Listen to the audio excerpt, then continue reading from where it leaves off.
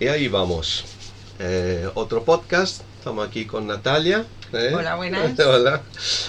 Que bueno, ha trabajado muchos años en los Superiate y además de esto es una gran amiga y también es la cantante de nuestro grupo rock, así que ya tenemos todo y todo a la vez. Eh, Me encantaría que explicaras un poco cómo se ha llegado a los yates, cómo has empezado, cuál ha sido un poco el recorrido. Bueno, pues me acuerdo que llegué a los yates cuando estaba a punto de cumplir 24 años, me parece, si no recuerdo mal, 24, 25 años. Y es que yo estaba trabajando, pero la verdad es que estaba muy cansada de estar siempre haciendo lo mismo. Es una persona que se cansa mucho de cuando una vez sé hacer algo ya me canso. Así que nada, en principio pues yo conocí a un chico, todo hay que decirlo, que Suele pasar, suele pasar, lo suele conocí en una pasar. cena de empresa. Lo conocí en una Suele cena de pasar. empresa, que estábamos ahí en Barcelona, en Hotel Vela. Y bueno, era un chico que trabajaba de esto, tal, tenía muchos amigos más también trabajando en los barcos. Yo me acuerdo que no tenía ni idea cuando él me dijo, mira, trabajo aquí, le dije, ¿quién limpia el barco? ¿Quién camarero? No sé, ¿qué es este? El chico se reía y dice, no tiene ni idea, ¿no? Digo, pues ni idea tengo. Ni Y idea, bueno, lo bueno, conocí, empezar nos de cero. llevamos muy bien, empezamos a salir, me empezó a explicar de estas cosas, cómo funcionaban y tal. Y la verdad que, bueno, me llamaba la atención, lo que pasa es que mi nivel de inglés no era tan bueno como para irme a trabajar a un sitio donde el idioma, digamos, base era el inglés. Sí, Entonces, de hecho yo creo que una de las primeras cosas que tiene que entender un poco la gente es que sin inglés es muy difícil que vayas en cualquier sitio. ya. Sí, pero es que Eh, aquí siempre te dicen lo mismo y parece que puedes entrar en cualquier lado igualmente. Pues no, aquí no. Aquí realmente, aquí es cierto, aquí lo necesitas 100%. Sí, desde luego es algo que es fundamental y es algo también que creo que ha cambiado un poco, ¿no? Entre otras cosas, entre tú y yo hay casi 20 años, qué triste, de diferencia de edad. ¿Para quién? Eh, y claro, en los 90 no era... Vale, habrá dos, tres, cuatro idiomas, la verdad que te daba una ventaja. El inglés era obligatorio, desde luego. Y bueno, y ha sido así para ti. Sí, no, fue totalmente obligatorio, más que nada porque es que si no, no puedes comunicarte, no puedes saber qué es lo que te dicen, qué tienes que hacer. En cuanto al tema de seguridad, tienes que saber cuál es tu papel en el barco, porque todos tenemos un protocolo en el que tú eres una pieza clave, igual que todos los demás. Por tanto, no puede ser que no te puedas comunicar con tu jefe, que no te puedas comunicar Claro, con tus compañeros, es que es claro, inviable. claro. Entonces, como es un sitio, un trabajo, una industria en el que hay muchísima gente de todos los países y ya no solo se habla un idioma, sino se hablan 20.000, hay que ponerse de acuerdo y elegir uno y Claro. ese es el inglés. Ese Que es el entiendo inglés, que sí. entre todos los idiomas que hay es el más sencillo de aprender. Por eso Sí, quizá, desde luego que no es aunque particularmente complejo. suene, Sí, aunque sí, sí, sí, suene sí, sí, no, un poco no es raro, complejo, sí, pero sí, es uno sí, de los más fáciles, entre comillas, para todo el mundo sí. de aprender y para mí fue horroroso. Ya te que yo entré pensando que sabía inglés. Y Todo, todo, cuando todo. entré allí me di cuenta de que no tenía ni idea. Todo hemos pasado por ahí y nos ha pasado todo y yo en particular Sí, me ese día gusta, que fue... sí, Ese día... me gusta Perdón. siempre añadir una anécdota, ¿no? Porque en el primerísimo barco que estaba, el Superiate, veniendo de la Armada, donde sí que hablaba inglés, pero hablaba inglés por una cuestión de pura supervivencia y de poder hablar con los americanos que le vamos a llevar agua y cosas y este tipo de cosas, pero era, claro, las conversaciones, al fin y al cabo la conversación eran siempre la misma y eran bastante vinculadas, pero claro, con la primera vez que me encontré a hablar y a hacer conversación con gente, con tripulantes civiles, para mí, entre comillas, me encontré muy limitado con inglés. Claro, mi inglés era un inglés para poder trabajar, pero para hacer conversación, No. cero. Lo que básicamente me provocó un grande choque y siempre me acordaré de mi capitán aquel tiempo, el grandísimo David Miller. Yo me quería ir al barco directamente. Y me convenció con una frase que me quedó el resto de mi vida y vale, creo que vale para todo. Dice, mira, tú hablas 3 idiomas y yo ni siquiera alcanzo el suyo. Con eso, con esto me quedé.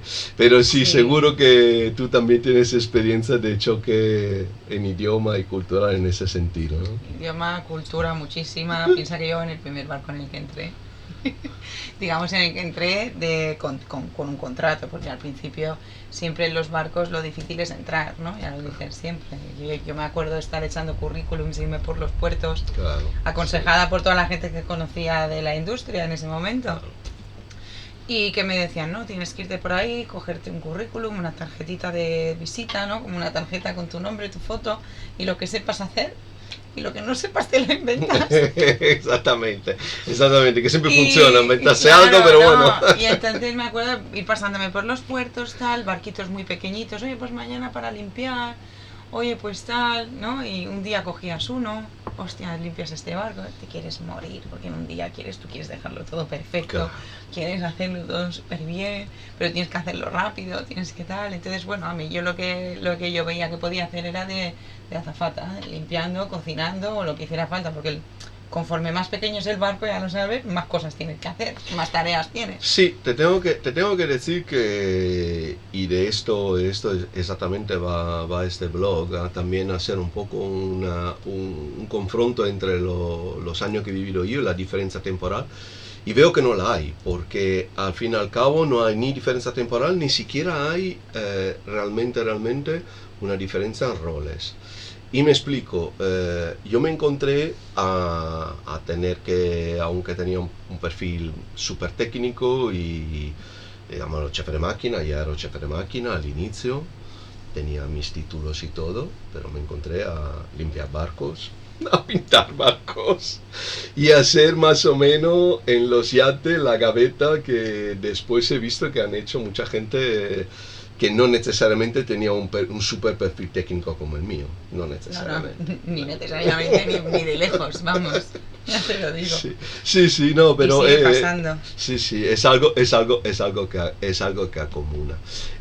Una de las grandes curiosidades seguro es un poco se empieza a navegar, se afrontan los primeros sitios.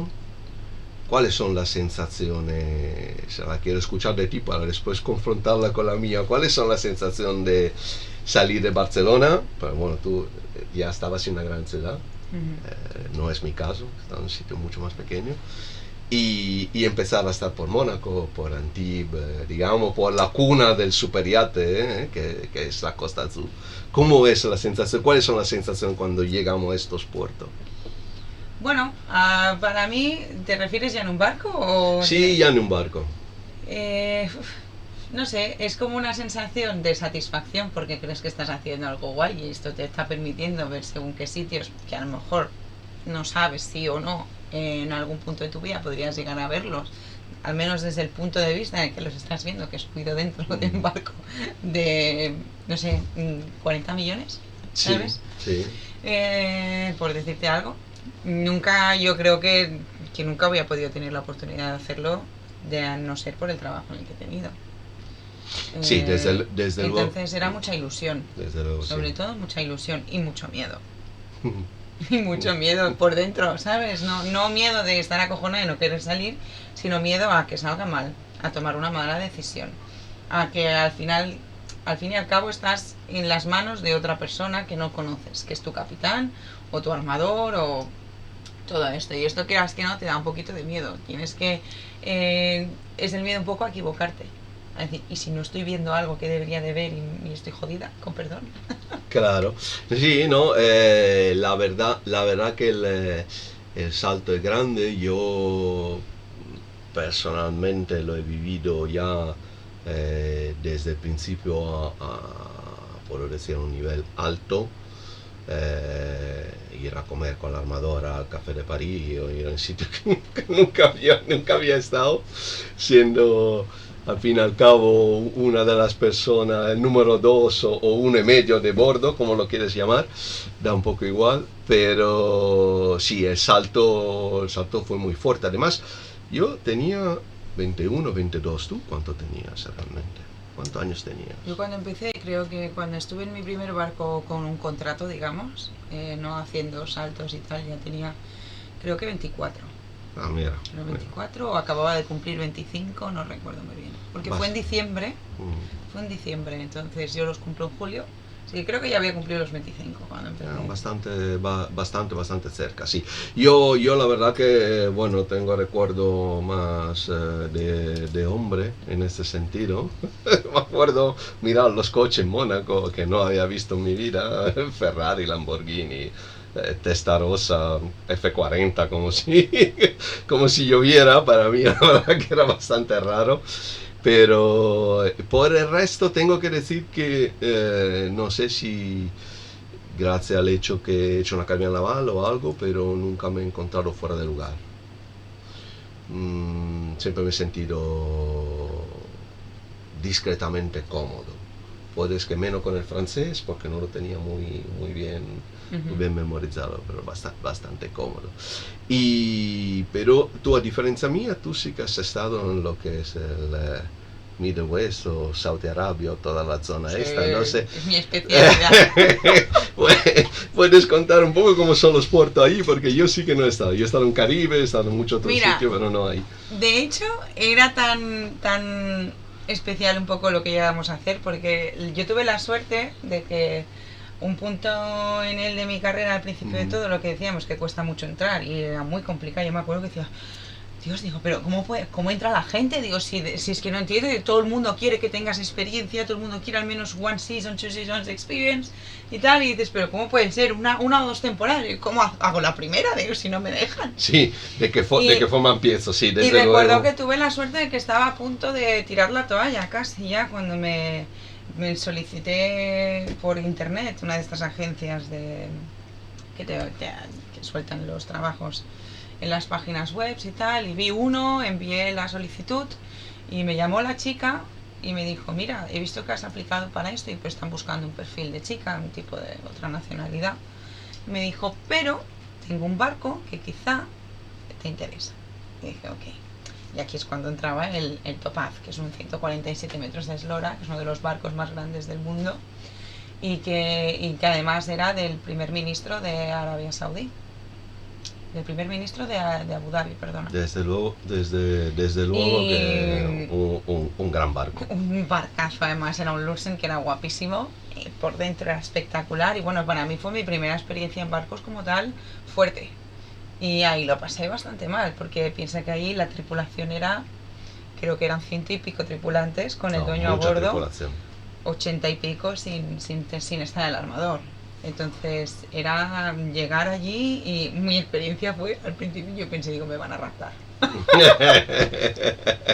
Porque no voy a sobrevivir a eso. Yo hice una entrevista, a mí la chica esta, claro, no era un trabajo por el que yo había aplicado, sino era un trabajo que me habían ofrecido de rebote, ¿no? Y yo, que soy súper mal pensada, claro, me hacen la entrevista por Skype, en aquella época era Skype, ¿vale? Era Skype, una grandísima novedad por lo de los 90, porque no teníamos eso. Aquí estoy haciendo un llamamiento a todos los que usaban Skype, ya sabéis que la tengo. No, pero recuerdo que la chica con la que hice la entrevista a mí no me ponía su foto. O sea, no podía verla. Ella me podía ver a mí en la entrevista en Skype, pero yo a ella no podía verla. Uf. Y yo decía, uy, qué raro. Qué más rollo, me hizo unas preguntas así un poco extraño todo. Me hizo unas preguntas muy de ¿y si tomaras un plato de queso después de comer? ¿Con qué lo acompañarías? Y yo, pues, no idea. Un poco. Mira, que yo me había hecho un cursito que había típico de Silver Service para que me enseñara lo que era un plato y un tenedor y tal, como se llamaba en inglés. Había hecho el ENG1, el STCW que necesitas y poco más. ¿Sabes? Claro, y luego todo lo que la gente que conocía claro. me había explicado cómo funcionaba, pero vamos, nada que ver hasta que llegas allí. Sí. En fin, y bueno, ya te digo, y mi experiencia allí fue brutal porque llegué, recuerdo que llegué sin contrato. Obviamente ya me dijeron, cuando llegues aquí, pues te lo damos y lo firmas. Bueno, yo me tiré a la oficina, total, estaba desesperadita, perdida porque no encontraba nada. Y recuerdo, Chicos, el mundo de los yates para valientes, no sí, para no, gente normal. yo me ¿eh? metí en un avión que me pagaron No. ellos. Eso, claro, obviamente te pagan el vuelo, ¿no? Entonces yo me metí en un avión que me pagaron ellos. Me metí allí. Cuando llego a Abu Dhabi, porque era Abu Dhabi la primera vez, cuando llego a Abu Dhabi me estaba esperando un señor de nacionalidad de Sri Lanka, Claro, como todos los que habían allí. claro. Yo en mi vida he visto claro. tanto... Claro, sí, no, es tanto que lo guiri. normal, lo normal, lo totalmente Ahora normal. lo sé de sobra, digo, Ay, no, claro, pero, ahora, claro, pero en al el primer principio, momento... la primera vez, yo digo, madre mía, ¿dónde me he metido? Sí, claro. Yo salgo del es avión y nada más que bastante me veo fuerte. gente con turbante y tal, yo decía, mi madre, ya verás tú. Ahora veo a un tío ahí con mi nombre escrito mal. Me acuerdo que ponía en una hoja de papel, de una 4 normal, escrito con fluorescente, mi nombre. Y digo, esto no puede ser que sea para un barco de 147 metros y ya te No, más caro del mundo. Me no. están viniendo a recoger con un papel. Yo me quedé así y dije, no sé si decirle que soy yo o no. ¿Sabes? Puede que me voy. Pero yo dije, bueno, digo, sí, que from Lost to the River, ¿sabes? Digo, ya estoy aquí.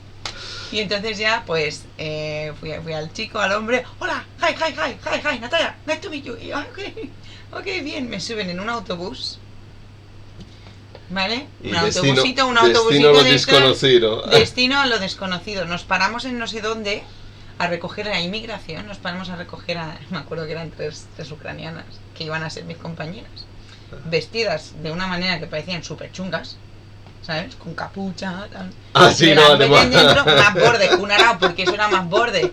Nadie decía nada, nadie te hablaba. Y yo decía, bueno, estas chicas, y diciendo, madre mía, me miraban así. Se ponía la capucha. Y digo, pero, digo, Dios mío, ¿dónde me he metido? Digo, ay, verás tú. Y voy a empezar a enviarle un mensaje a mis padres, los quiero mucho. Hasta aquí, Mientras me salvarme. dejen mi teléfono. No No, se sabe. y luego, ¿qué pasó? Luego llegamos a lo que era el barco, que entonces ya y respiré, ¿sabes? Digo, es verdad, ok, es un barco. Lo que pasa es que, claro, ¿por qué me pasaba esto? Porque nosotros, con el barco este tan grande en los puertos, nunca entrábamos en los puertos clásicos. No estábamos en Jazz Marina, como solíamos estar. Todos Está los claro. barcos, todos los demás. El barco era tan gigantesco que era imposible de entrar en ese puerto. Es que la Por lo tanto, limitación estábamos es, en sí. puertos de contenedores de exportación e importación, Ah, ¿sabes? Y ese claro, es el grande, la verdad que esto es el grande límite de este tipo de barco, que obviamente no pueden entrar por todas partes, no tienen la posibilidad de entrar por todas partes, tienen una limitación física, totalmente total y física. absoluta, total y absoluta. Entonces yo con este barco, todo lo que hemos estado en Dubái y Abu Dhabi ha sido siempre por barcazos así. Por lo tanto, no te puedo decir de puertos pequeñitos de Jazz Marina que estaba, que dice, como me encantaría estar aquí en Jazz Marina. Claro. Que era un puerto precioso, que estaba a pie como Barceloneta, ¿no? Que está a pie de calle, pones un pie de fuera del puerto y estás en plena calle donde están restaurantes, yo qué sé, tiendas, sitios para tomar algo, ¿sabes? Un montón de yachts alrededor, Claro. ¿sabes? Un montón de barquitos Mucho más- pequeños, mucho más sencillo. muchos más amiguitos, ¿no? Para conocer un día con la gran... Nada, Nada, pero en un puerto ahí Comercial. de comercial a full, que era el Lo- único barco que estábamos. Lo duro de verdad. Con lo un toque que- de queda, a las 12 teníamos que estar en el barco, pasando todos los días media hora por inmigración para entrar y salir. Era horroroso, la verdad, pero bueno, te Tremendo. acabas acostumbrando. Tremendo. Yo sí que tengo una curiosidad aquí, pero las uniformes son tan exageradas como en Caribe. Quiero decir, cuando tú vas a inmigración en Caribe, tú te encuentras de verdad unas uniformes con una serie de galones enorme que tú no sabes si estás hablando con el almirante de aduana o algo. Y es que a mí, la verdad que es uno de los recuerdos que tengo, me impresionaba de hacer la Enter by Sea. Sí, no, en inmigración estaban todos, la mayoría eran, el que no estaba vestido con la típica túnica blanca y yo lo llamo, el mantel de picnic aquí en la cabeza, Sí. el rojo. Es que siempre me ha hecho mucha gracia. Mira que me han dicho el nombre 80.000 veces y nunca soy capaz de recordarlo. Pero bueno, total, que llevaban como el burka este blanco que llevan ellos y el pañuelito rojo en la cabeza, con esto negro aquí, con el cordón negro. La mayoría van así.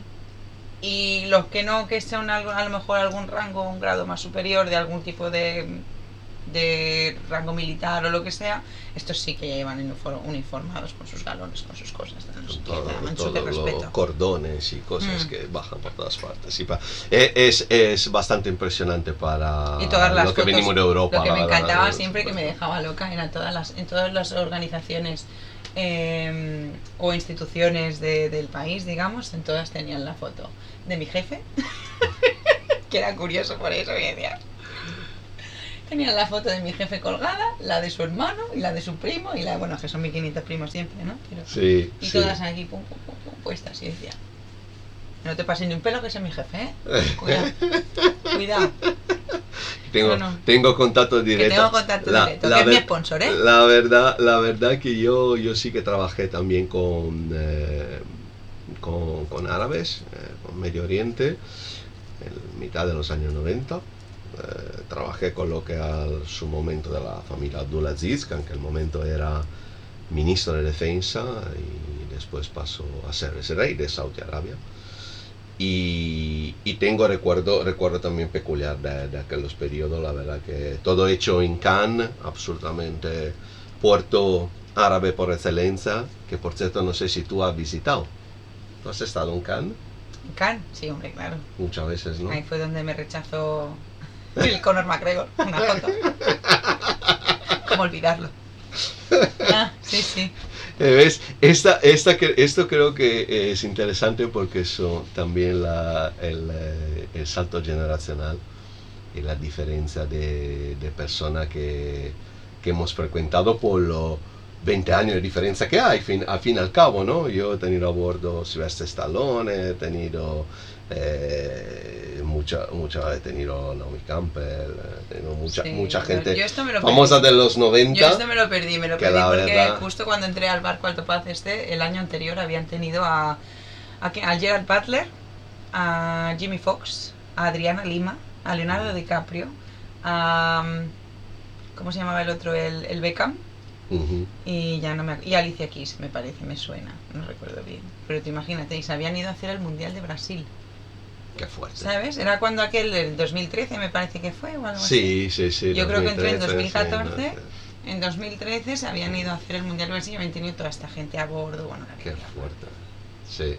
Yo digo, qué mierda, qué envidia. No, yo desde el punto de vista de conocencias, para mí, la verdad, la única que me ha marcado, y digamos de las pocas veces que he estado emocionado yo en mi vida, tener a alguien a bordo famoso, ha sido con Nelson Mandela. Nelson Mandela sí, porque en aquellos 90 tener Nelson Mandela a bordo era... Ya. Era mucha. Sí, ya no era un famosito. No. Una persona que. Era alguien importante, alguien influyente. Lo que representa. Claro. De verdad que no sabías cómo portarte. Y eso es un poco, digamos, es el cambio. Yo creo que es otra cosa. Que seguro que la gente quiere saber y muchos estarán interesados al tema.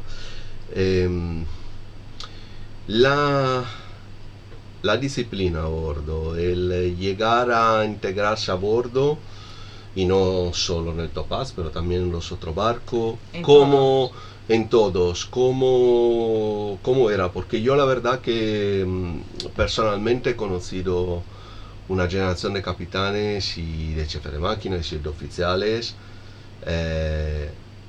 muy fuerte, muy bien preparado. Era un mundo de los yates más pequeño, mucho más pequeño. No había tanto barco. No había tanto barco como ahora. En Mónaco, donde estaba de base, nos conocíamos absolutamente todos. Y la verdad que la relación era muy 1-1, la gente se conocía, se mandaban poco currículum, los capitanes te pedían con quién habías trabajado y por quién había trabajado. ¿Cómo era? Sí, ¿Cómo ha cambiado eso? Sí ha cambiado eso. Creo que aquí es donde podemos decir que está empezando a cambiar, o lleva unos añitos en los que yo por lo menos pude percibir un cambio en este aspecto. Pues yo recuerdo haber entrado a un barco en el que tú tenías una jerarquía muy marcada, para empezar, y te lo hacían saber.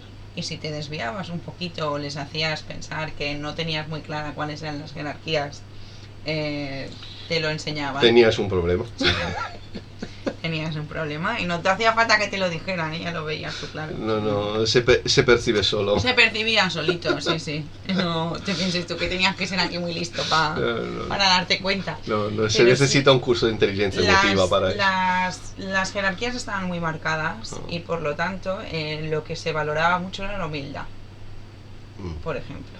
¿Vale? La humildad es, si no sabías hacer algo, decirlo y te enseñaban. Bueno, yo creo que en ese sentido puedo decir que no ha cambiado nada. Yo me acuerdo saliendo de la academia, los primeros que te enseñaban era ves a bordo, aunque tenga un grado, sé humilde, intenta aprender el trabajo de alguien que lo sepa. Ahora, en la aplicación es donde puedo tener dudas, porque obviamente la generación de antes era ha cambiado muchísimo. Sí, eran duritos, eran ha muy cambiado duritos. mucho porque yo creo que fui de las últimas generaciones que todavía tocó a estos gigantes que te metían chicha. Y esto le haría mucha falta a los que entran ahora, porque Sí, yo el nivel de ¿cómo te diría? El nivel de la falta de respeto que hay hoy en día hacia los superiores es brutal. Es brutal. Y te diré una cosa, la gente no aprecia, es que creo que el concepto de trabajar en un barco se ha prostituido mucho. Es decir, ya no es algo tan exclusivo. No, claramente ha aumentado el número, no es... Ya no es algo tan exclusivo, ya no es algo que la gente ve como algo tan complicado a lo que acceder o algo a lo que ves tan lejos y algo a lo que se tienen que hacer unos sacrificios muy grandes para poder conseguir estar allí, sino que ahora es más, creo que ha tenido mucho que ver también según qué nacionalidades se han ido entrando, ¿vale? Porque hay que matizar aquí una cosa, los barcos, en la industria esta de náutica, se puede confundir mucho el querer, no sé cómo explicarlo, ¿cómo te lo diría? Se puede confundir mucho el hecho de que se pongan ciertas etiquetas a ciertas culturas y a ciertas nacionalidades con un racismo, ¿no? Y eso es lo que hay que matizar un poco en lo que voy a decir ahora. Es decir, han entrado culturas nuevas, ¿vale? Y culturas me refiero a nacionalidades nuevas en las que la cultura es muy diferente a la hora de lo que significa entrar en barcos. ¿Por qué? Porque, por ejemplo, los sudafricanos, que no tengo absolutamente nada en contra, a mí yo con los que mejor he trabajado también muchas veces son muchos sudafricanos. Desde también, luego, desde luego. Y con los que mejor me lo he pasado y con los que más divertido y son gente muy maja, pero sí que es verdad que lo que yo he notado es que hay como... En Sudáfrica están los rubitos de ojos azules, ¿vale? Que son los que tienen pues bastante dinero y los padres de alguna forma son los que apoyan a los hijos para que se vayan a trabajar en la industria, porque se ha hecho como muy famosa. Sí, entonces, muy de un buen se ha hecho destino. muy famoso allí porque claro, ahí en Sudáfrica con lo que ganas aquí, vuelves allí a los 5 años y te puedes hacer una mansión. Claro. ¿Entiendes? Sin embargo, allí, cambia mucho tu nivel de vida. Claro, es como, exacto, el poder adquisitivo que tú tienes allí no es el mismo que aquí. Yo con lo que he ganado a dura pena en Barcelona me puedo comprar un pisito pequeñito, ¿no? De hecho has tocado un tema que creo que es importante también remarcar. Yo sí que he visto el cambio en este sentido. El poder adquisitivo de los salarios que teníamos en los años 90 no son comparables a lo de hoy en día. Quiero decir, en los 90 hacía muchísimo más de lo que puede hacer ahora un chico de mi misma edad, que el tiempo con el sueldo. ¿Por qué? Porque es que hay también muchísima más oferta de gente. Es decir, hay muchísimas. Tú levantas una piedra y te salen 18.000 marineros. Antes tampoco era tan así. No, la verdad, y además no había tanta agencia, se entraba realmente por conocer tal y tal. Por conocidos, por contactos, que era lo que antiguamente se Claro, y se llevaba mucho, por ejemplo, los oficiales, digamos, lo que éramos oficiales superiores, la mayoría éramos o ex armada o ex buque de crucero. O sea, gente que ya estaba bien posicionada de suyo en el mundo naval, no buscaba los yates como una abertura o como una salida más del mundo para naval. hacer dinero, para No, tal, no no, exactamente. o sea, si eras marinero, pues era una salida. Ya tenía una posición fuerte de todas formas. Claro, claro. Entonces, esto es lo que yo me refiero un poquito y por eso yo creo que es lo que ha hecho el hecho de que haya tanta oferta. También ha hecho pues que la gente tampoco te trate tan bien dentro del barco, porque como tú hay mil y puede estar, yo creo que ha dificultado un poquito más el de estarse una temporada más larga en un barco. Es decir, el que tú entras a trabajar, normalmente uno entra con la idea de quedarse pues todo lo que pueda, ¿no? Sí. Yo creo que cuando yo empezaba a estilarse también un poco el vamos a ir picando. Me voy a estar 3 meses aquí, si no me gusta me voy 5 meses allá, si no me gusta me estoy 6 meses aquí, 6 meses allá. ¿Vale? Creo que has cogido un punto potente porque efectivamente, por ejemplo, yo hago por un chief engineer, por un jefe de máquina, pero valía mucho también por tu posición, por una jefa de azafata. Presentar un currículum de los 90, donde tú tenías 3 meses aquí, 6 meses allá y 4 meses allá, la mayoría de las veces ni se ponía, porque era un rechazo directo. Los armadores querían gente que estaba años con un armador y después entendían que después de unos años uno podía haber cambiado por varias razones o porque Por se había X, vendido el barco, por sí. X, por lo que fuera, pero no con este merchandising Sí, no, de si cambio según como... Si te había pasado 3 o 4 veces, que habías estado 2, 3 meses y te habías largado, ya sea porque tú te vas o porque te han echado, algo malo tienes. Estabas fuera. Estás fuera. Estabas fuera. Tienes, Concerta, por lo menos desde tienes menos posibilidades. Una explicación muy sólida y muy creíble le tendrías que dar al capitán que te hiciera la entrevista, si es que te llama, para que pudiera aceptar el hecho de que hayas estado en tus últimos 3 o 4 barcos 3 meses, 2 meses, 6 meses. ¿Por qué? Muy sencillo, porque a mí no me van a querer en un sitio en el que me lo van a enseñar todo y una vez haya aprendido todo, entonces me voy. ¿No? Pues me voy a perder el tiempo. Total. Claro, la gente ahí no está para perder el tiempo, precisamente porque yo esto lo explicaba muchas veces a las chicas que cogía. Yo, si no vas a quedarte, me dicen ya, no te preocupes, te puedo meter para hacer day work, te dejo aquí 2 mesecitos que me vas muy bien, pero no me molesto en explicarte cosas que no te tengo que explicar.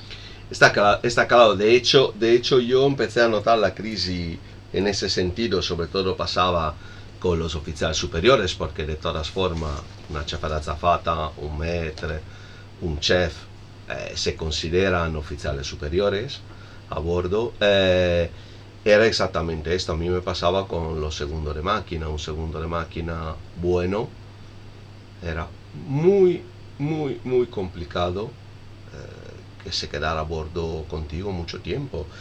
¿Por qué? Porque era la demanda del mercado, improvisamente había muchísimo más barco, entonces la volatilidad era mucho más alta.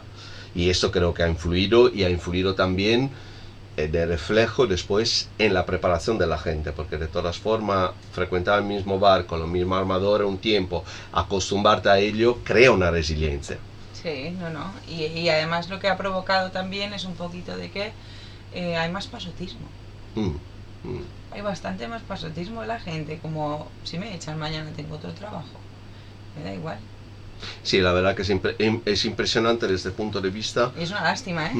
Sí, creo que nadie a inicio de los 90, yo entré en los yates 91, 92, creo que nadie podía imaginar, sobre todo la gente que había ahí, que era gente de los años 80, y era gente que de verdad había vivido 4 o 5 barcos grandes en Mónaco, no había más. Creo que nadie podía pensar ni imaginar que se transformara el mundo de los yates de esta forma. Sí, ha evolucionado muchísimo, ha crecido muchísimo, los armadores ya no son lo que eran tampoco. Antes yo recuerdo al principio de todo que lo que siempre me decían era que no podía ser que a un armador lo miraras a la cara, muchas veces, ¿no? Esto sigue pasando a veces con los rusos. Sí, sí, depende de nacionalidad, sí, hay que tener. Todo el mundo se cree que todo el mundo los quiere matar y todos somos unos asesinos infiltrados como tripulación y que al fin y al cabo un día lo voy a envenenar con el agua que beba, no sé, tienen esta paranoia siempre. Sí. Pero sí que es verdad que también ha cambiado mucho el tema de los armadores. Antiguamente no había tanta gente con tanto dinero. no habían tantos barcos así de esta manera tan brutales. Yo creo que la cuestión de los barcos más bien es que los armadores que yo he conocido tenían barco porque lo tenía la familia, porque siempre lo han tenido, porque era un status symbol, pero un status symbol, digamos, enradicado en el nombre, en el apellido.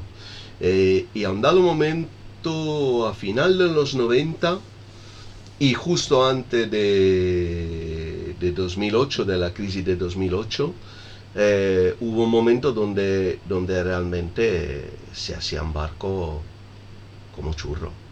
Se hacían barcos, yo me acuerdo, me llamaban para ir a seguir la construcción de un barco, de un astillero que no estaba montado y que se iba a montar para poder hacer el barco. Esto es bastante significativo cuando tú tienes, como decía Beppe Grillo en Italia, más dificultad de tener dinero para abrir una pizzería que para comprarte un barco de 50 metros, algo no va. Pero escúchame, pero es que, claro, tú imagínate, cuando yo estaba en el CAPA, recuerdo que nosotras tuvimos que irnos, todo el equipo de las chicas, pues todo el mundo estaba muy contento con el servicio que teníamos allí, estaban nuestras jefas, eran súper simpáticas y súper profesionales. Además, yo con ellos aprendí muchísimo allí. Ya te lo digo, desde luego es un toda la barco experiencia importante. que yo he utilizado luego para enseñárselas a las chicas con las que he estado trabajando y a las que he tenido que formar y tal, toda la información que he cogido la he cogido de ahí. Además he tenido la suerte, entre comillas, de que siempre empecé ahí con árabes y ya he seguido trabajando para árabes siempre. Por lo tanto, todo lo que recogí, y tanto como la cultura de lo que les gusta a ellos, de cómo les gusta hacer las cosas, las pequeñas, bueno, cualquier cosa lo he cogido siempre de ahí y me ha funcionado muy bien. Y éramos tan buenas, según ellos, ¿no? Que recuerdo que un hermano suyo, el Sheikh Mohammed, era el dueño de la FAM. Es el barco más grande del mundo, el 180 metros. Yo lo había visto, pero vamos, yo ni siquiera me había enterado de que el hermano de mi jefe o mi armador era el dueño de este barco. Y hacía 2 años o 3 que lo tenía y todavía no lo había estrenado. Sí, bueno, eso no pasa. había ido ni una sola vez al barco y no se había movido del puerto el mismo que en el que estábamos nosotros, alrededor rodeado de contenedores y de grúas, sí. ¿Sabes? No lo había tocado nunca había estado, y nos llamaron a nosotras para que todo nuestro equipo del interior fuera para allá y preparara el barco porque iba a venir a cenar un día. Pues no vino. Nos tiramos creo que una semanita o así preparando todos los pantries, preparando los salones, ensayando los movimientos de quién va a servir qué mesa, teniendo para que no todo hubiera, perfecto, absolutamente perfecto. Que era haciendo lo de la mariposa, tú por aquí mirándonos a la cara, tú sirves, yo sirvo, tal, no sé qué. Para luego que no vine. Mejor, porque estábamos todos nerviosos todos, ¿sabes?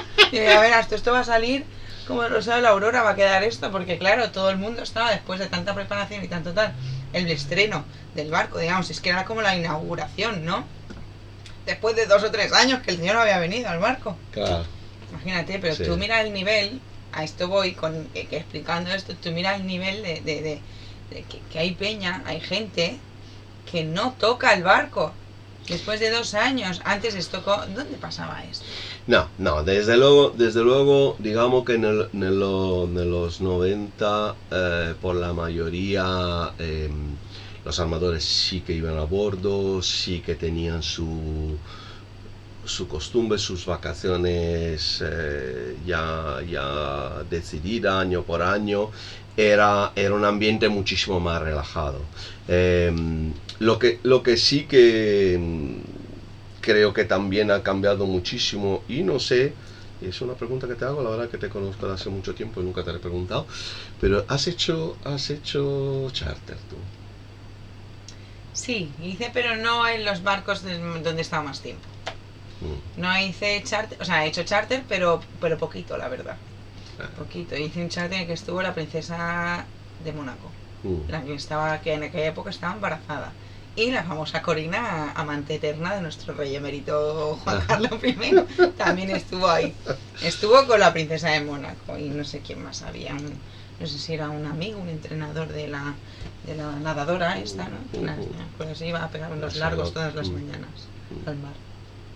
Estando embarazada y que eran mellizos o gemelos, no recuerdo.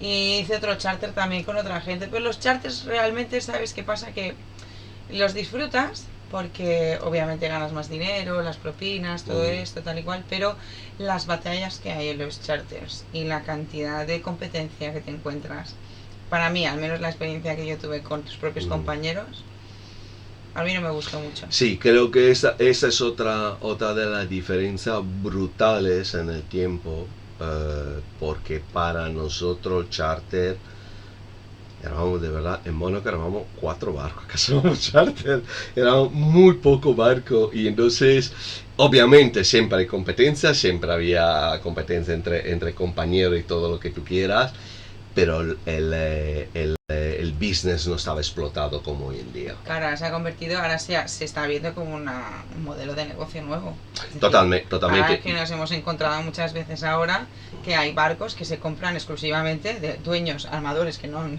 tocado un barco en su vida, que compran un barco pensándose que van a hacerse una millonada porque lo arreglan rápido, se piensan que es barato y luego lo quieren alquilar y las cosas no son tan fáciles tampoco, ¿no? Pero no, de hecho, hay mucha gente ahora que está haciéndolo pues como un modelo de negocio. Compro barcos y los alquilo. Sí, yo además personalmente creo que no llega ni siquiera a un modelo de negocio cuando lo analizas realmente, porque es muy difícil ganar dinero con un barco, muy complicado, es que, muy complicado. Y más con uno de estos tamaños, es que es brutal el dinero que llegas a gastar ahí. Es básicamente imposible. Es que no tiene sentido. Pero sí que yo he vivido desde inicio 90 las 2 o 3 construcciones que he hecho seguida, el barco, me acuerdo perfectamente, yo iba como owner rep, como representante del armador, de la sociedad armadora, y se hablaba de construir el barco para que fuera adaptado también a ser charter. Ya no se hacían los barcos como que el dueño, como el dueño desea, con la elección del dueño. Se hacía preparado para que se pudiera meter tantas personas, para que hubiera la opción de modificar una habitación si hacía falta. Totalmente. Tanto a nivel de reglamento, aplicación de reglamento a bordo, como un uso de espacio y estas cosas. Yo, por ejemplo, lo noté mucho con las cocinas, ¿no? La cocina normalmente era un sitio muy a medida del armador, y con los años se transformó en algo mucho más parecido a lo de un hotel y mucho más profesional y adaptado a todo el mundo, y realmente para poder hacer adaptado a un chef. Sí, a un chef, para poder hacer servicio de charter, que tenga todo lo imprescindible que un chef necesitaría para poder hacer un charter. Antes se percibían como cocina, como galley, realmente para el armador. Vale, sí, bueno, interesante. Y vamos un poco a otra sección de esto. Llega un momento, no ha llegado a todo, tú y yo hemos hablado mucho de eso, muchas veces. Sí. Llega un momento que llega el momento de parar. ¿Cuándo? ¿Cuándo? Que uno siente... Es muy difícil. Si hubiera la forma de escribir un libro, seguro que Natalia y yo escribimos uno, lo vendemos, pero no es tan sencillo. Cada uno tiene su historia, pero llega un momento que te das cuenta que es el momento de cambiar vida. Yo personalmente, como te he contado muchas veces, tenía mi objetivo. Para mí eran los 40 y no ir más allá de los 40, porque todos los chefes de máquina que he visto, colega mío, después de los 40 eran básicamente insoportables y yo no quería acabar. No quería. Yo también veía que estaba la zapata que decía, por favor, no quiero acabar así nunca, de amargada, por Dios. Exactamente. De hecho, irónicamente siempre le he llamado trabajo yogur, ¿no? Con la fecha de caducidad. Muy corta. Sí, muy corta. ¿Y cómo ha sido para ti? ¿Cómo ha sido? Durillo. Ha sido durillo, porque en verdad tienes que tener en cuenta que vas a pasar de tener un trabajo súper guay, que todo el mundo flipa con el trabajo que tienes, molas un montón, además ganas Eres el guay de la fiesta, nadie entiende nada. Sí, no, claro, como este trabajo, que al final era un poco como, pues voy a dejar de decir que trabajo en esto porque ya me la calienta la gente la cabeza. Total, yo hacía lo mismo, ¿Sabes? ni decía que vivía en Mónaco, ni ni decía nada. Mira, cuando vayas por ahí no digas que trabajo en esto y si puedes evitar. Digo, porque tengo la cabeza así de la gente, porque ya no te preguntan por preguntarte, por curiosidad, ya te preguntan porque, ay, ¿cómo puedo entrar yo? ¿Y cómo puedo hacer yo esto? Y digo, ay, de verdad, digo, me ofende ya tanto que te pienses que es tan sencillo entrar que hasta un tonto lo puede hacer. Claro. ¿Sabes? Un momento, digo, es que luego sois los primeros que os rajáis. Y no, Sí. y os dicen de iros un año fuera, y como ya lleváis un año fuera, es que mucho trabajo, es que se trabaja mucho. No me digas, ¿qué te pensabas que hacíamos? Claro. ¿Sabes? Cantar el kumbaya. Es que yo no entiendo. Es que también... Entonces, claro, es que son muchos años. Hay que parar. ¿Por qué hay que parar? Porque primero estás en un mundo en el que no te pertenece. ¿Me explico? Y yo ahí había muchas cosas que yo veía que digo, esto me va a perjudicar al final. Porque, claro, ahí estás rodeado de lujo, rodeado de las últimas tecnologías, rodeado de un montón de gente que, pues, se bien, tal, lo que tú quieras. No todos, también te lo digo. No necesariamente pero todo. también estás rodeado de gente muy profesional, también estás rodeado de gente que sabe mucho lo que está haciendo, porque también la gente que trabaja en barcos tiene que saber lo que está haciendo, porque quieres que no, la seguridad de todos está en juego y está en las manos de todos, la ¿no? profesionalidad altísima. La profesionalidad es altísima, no en todos los casos, pero cuando ya hablamos de unos barcos de ciertos tamaños, sí. Entonces, ¿qué pasa? Que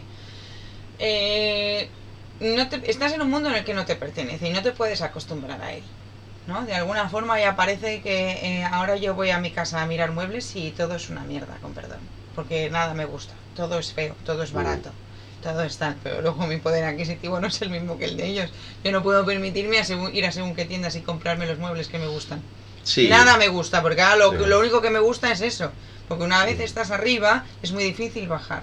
Y eso extrapólalo a todo, a la comida, a los vinos, a los cócteles, a tal. Claro, cualquier sitio al que vayas, esto para mí ha sido un problema también, un poco, cualquier sitio al que vayas nunca va a estar suficientemente bien.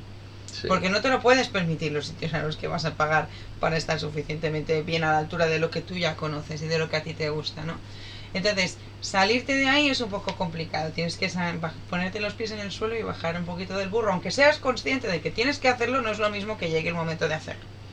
No, desde luego tú y yo lo hablamos muchos esto en muchas ocasiones y es algo que al fin y al cabo todo el mundo tiene que pasar. Yo siempre, bruto como soy, siempre lo he considerado una desintoxicación.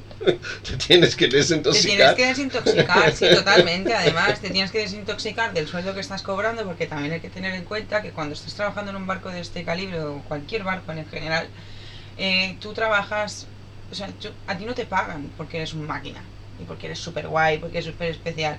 Te pagan porque eres capaz de convertirte en un esclavo por X tiempo. No sé si me explico. Sí, que totalmente. También por tu profesionalidad, pero gran parte al menos bajo mi punto de vista, gran parte de lo que te da valor también es la capacidad que tienes de meterte en un barco y de dejar cumpleaños de familiares, de ver a tus familiares solamente en vacaciones, que tus vacaciones solo sean volver a casa. Que no te puedas ir a la playa, porque si te vas a la playa 2 semanas a Pulserita, que te lo podrías permitir, te quedas 2 años sin ver a tu familia y tampoco quieres, ¿sabes? Entonces, son sacrificios que uno hace. Yo he trabajado 16, 18 horas al día, tranquilamente. ¿Me explico? He tenido tiempo de dormir 6, 8 horas y de vuelta a empezar. Y que tu vida diaria sea trabajar y trabajar. Mi tobillo no funciona desde que me hice un esguince y no me quise bajar del barco. Los tobillos de los tripulantes, vas a mirar los tobillos a la gente y se sabe si es ex tripulante o no. Sí. No funciona mi tobillo ya, ¿vale? Yo ya no puedo llevar tacones porque el dolor es brutal. ¿Sabes lo que te digo? Has sacrificado muchas cosas por el trabajo y te pagan mucho dinero por ello y está muy bien, pero al final luego no vas a encontrar un curro en el que te ganes lo mismo. Pero tu nivel de vida ya lo tienes altísimo. Sí, yo creo que estoy básicamente de acuerdo con todo lo que has dicho. Puedes no estarlo, ojo. No, cada uno tiene su experiencia. No, simplemente yo creo que compartimos 100% la visión. A veces la cuestión es un poco como realmente es la percepción de las cosas, ¿no? Desde luego, la profesionalidad es muy alta. Sí, totalmente. Necesitas una gran profesionalidad, sobre todo para llegar a los puestos que tú has ocupado y que he ocupado yo. Después, además eso forma parte de la profesionalidad. Sí, pero desde luego que después he tocado un punto que para mí sí que es muy importante y es fundamental. Estás vendiendo tu tiempo. Claro. Estás y eso es muy valioso. Tiempo. Y eso es muy valioso. Eso vale porque mucha gente, yo le he visto, no, quiero participar, quiero venir, quiero trabajar de aquí y de allá. Y cuando le explicas realmente de lo que se trata, de irte, y tú imagínate nosotros en los años 90 sin internet, sin teléfono móviles, sin nada. Yo me iba a la casa, más difícil todavía. Claro, me iba a la casa y mi primera mujer me decía, ¿y cuándo vuelves? Digo, no lo sé, todavía no me lo han dicho. ¿Y cuándo me llamas? Cuando encuentro una cabina telefónica. Cuando tengamos cobertura. que hoy en día ni existe. Ahora está transformado en cuando tenemos cobertura. ¿Se puede dar un valor a eso? ¿Hay un valor económico a eso? Realmente con 57 años que tengo, no creo. Y es uno de los motivos para llegar a un dado momento a renunciar y a decir, vale, ok, he dedicado una parte de mi vida a eso, le he hecho a un gran nivel y ahora dedico otra parte de mi vida a mí. Y creo, Natalia, que en ese sentido la gente como nosotros, o cuando soy bruto de nuestra raza, sabe muy bien lo que es esta otra parte de vida, cioè dedicarla a ti. Te cuesta un trabajo, porque justamente te cuesta un trabajo llegar. Sí, lo mismo que te costó llegar al otro. Exactamente, te cuesta un trabajo poder formar. Vale, yo creo que más o menos hemos cubrido la mayoría de las cosas interesantes por este primer podcast. Sí, bueno, aún podría explayarme, tenemos muchas cosas que contar. Tenemos. Habrá más, la idea es tener mucho más y poder tocar ya más en profundidad otro argumento. Y de hecho... Sí, esto ha sido como una exposición de todo lo que podíamos adentrarnos en muchos temas. De hecho me gustaría, publicando ahora este podcast, que también la gente preguntara y nosotros podemos intentar, dentro de lo posible, explicar, responder y explicar un poco cómo son las cosas. No, sí. Claro, ahora sí. Este sería el momento, ¿no? Cuando te pillan en un pub tomándote una copa y que te empiezan a hacer una especie de acuchillamiento de preguntas. Que yo digo, pero, ¿me dejas tomarme mi margarita tranquila? Que tengo ganas de darte una clase aquí magistral de cómo está en la industria de los barcos, gracias. Mira, otro día que llamo. Eso sí, desde luego, eso va a ser un sitio mucho más cómodo para explicar eso. Y sobre todo no te estropea la fiesta, que tengo que decir que sí. Tengo recuerdo estupendo de la fiesta a bordo. Sí, eso estupendo. Es una cosa que hemos hecho de menos. Estupendo. Tenían la cama ahí, ¿sabes? Exactamente, se volvía directamente al puesto de trabajo, por la mañana ya te despertaba al puesto de trabajo. Sí, así que... No, pero hay muchas cosas muy interesantes de las que se podría hablar si lo estructuramos bien y además creo que sería, pues digamos, una fuente de información buena para todos aquellos que intenten o tengan el deseo o la curiosidad de saber cómo funciona exactamente, a los que estén pensando que quizá pues sería buena idea mirar de entrar en la industria de la náutica. Sí, afrontar la experiencia. Yo creo. Exacto, que sepan bien a lo que se atienden y que sepan a lo que se atienen y que sepan muy bien también cómo funciona el rollo y que ya no. Sí, yo como te dije cuando me vino la idea de este blog, siento la necesidad de compartir las experiencias hechas. Creo que es bueno. A mí la industria naval, el mar me ha dado mucho y entre comillas, me siento en deuda y me parece muy justo devolver. Y creo que tú tengas el mismo sentimiento, ¿no? Bueno, a mí me gusta, en cierta manera, de alguna forma, advertir a la gente, ¿no? Pero no advertir de una forma negativa, sino advertirlos porque creo y me he encontrado muchas veces en que la gente se siente un poco engañada cuando entra a la náutica, porque ahora con Instagram y todas estas plataformas, redes sociales, en las que muchos yotis, mucha gente de la náutica cuelga vídeos, fotos y se ve solo la parte fancy. Solo se ve la parte en la que una vez cada 3 meses te dejan tumbarte en una tumbona de los guías, ¿no? O que un día te han dejado bañarte pero no te están diciendo que solamente tienes 20 minutos y que ahora vas a tener que ir corriendo a cambiarte, a ducharte y a secarte el pelo nivel Dios de velocidad para poder llegar a tiempo y antes de pasar el aspirador antes de que llegue. Chief Engineer con llamada a las 3 de la mañana preguntando si estás durmiendo porque no le funciona la televisión. O a la Chief Stewardess preguntándote si estás durmiendo porque la niña ha vomitado en las sábanas y pese a que la nani está durmiendo en esa habitación no la quieren despertar. Sí, esto tengo que decir para cerrar que no lo he vivido porque las redes sociales no estaban al inicio cuando empecé yo, entonces no había posibilidad de dar imágenes fake de lo que era lo que es.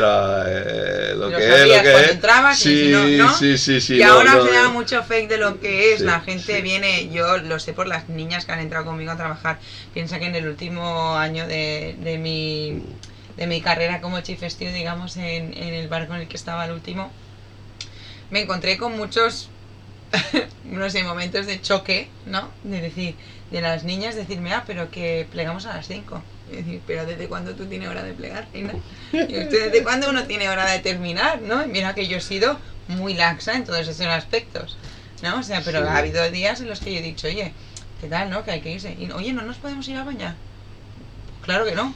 No, además a bordo, además a bordo yo creo que hay una cosa que es muy difícil de entender y yo he tenido la grande suerte de haber hecho una academia naval donde en la armada básicamente te transmitían lo mismo. A bordo cuando hay que hacer algo hay que hacerlo. No hay ni pausa, ni café, ni cosa, ni y si no puedes, lo que hay que hacer. Son las 12 y no has comido, pues lo siento, ya comerás cuando puedas, pero si yo tampoco he comido, ¿sabes lo que te digo? Como el Pedro Sánchez ¿no? Son las 5 y no he comido. No he comido. Sí, no, a bordo lo de no he comido, son las 10, no he comido, no funciona, no, hay que trabajar. Muy bien, nada, cerramos aquí este primer blog y bueno, nos acercamos, saludamos y nos vemos a la próxima, ¿vale? Venga.